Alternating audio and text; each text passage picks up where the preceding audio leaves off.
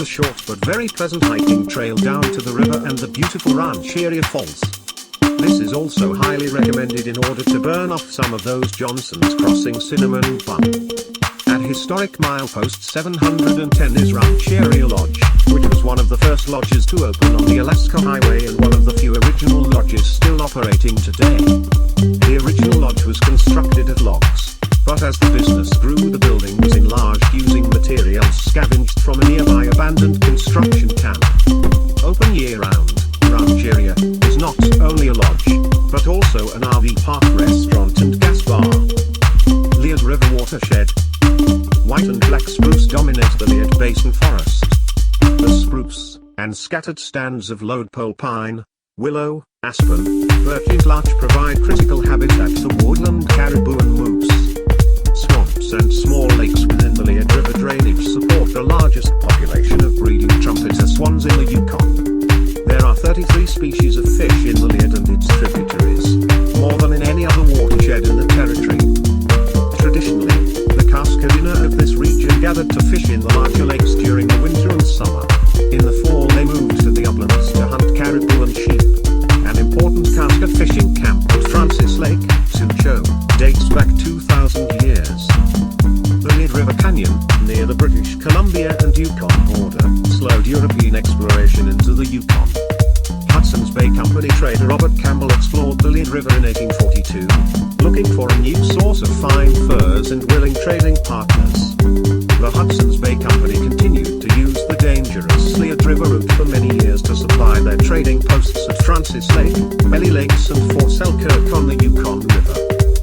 Continental Divide. You are standing on the Continental Divide, the ridge line that separates two of the largest river drainages in North America.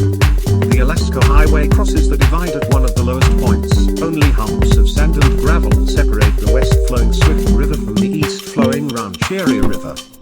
Drop a leaf into the Rancheria River to the east and it would float to the Liard River near Watson Lake, continue to the Mackenzie River in the Northwest Territories and eventually reach the Beaufort Sea, Arctic Ocean. A long journey of 4,200 kilometers, 2,650 miles, for our waterlogged leaf. Drop a leaf into the Swift River to the west and the current would take it to Teslin Lake and the Teslin River. The Teslin flows northwest to the Yukon River, which cuts across northern Alaska en route to the Bering Sea, Pacific Ocean.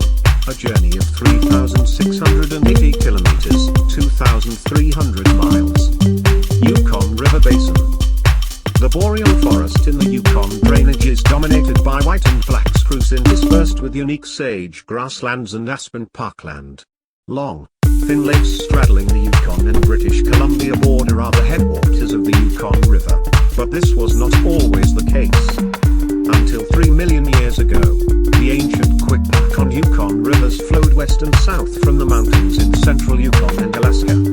The current drainage was created when encroaching ice, during the last ice age, blocked the river and backed up the water until a new channel was created in Alaska near the Yukon border.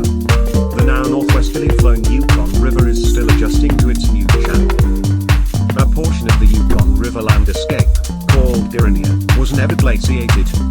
The low rolling hills and plateaus in northwest Yukon are separated by broad, deeply cut valleys. In the unglaciated region, there is relatively little lake habitat and the streams have few natural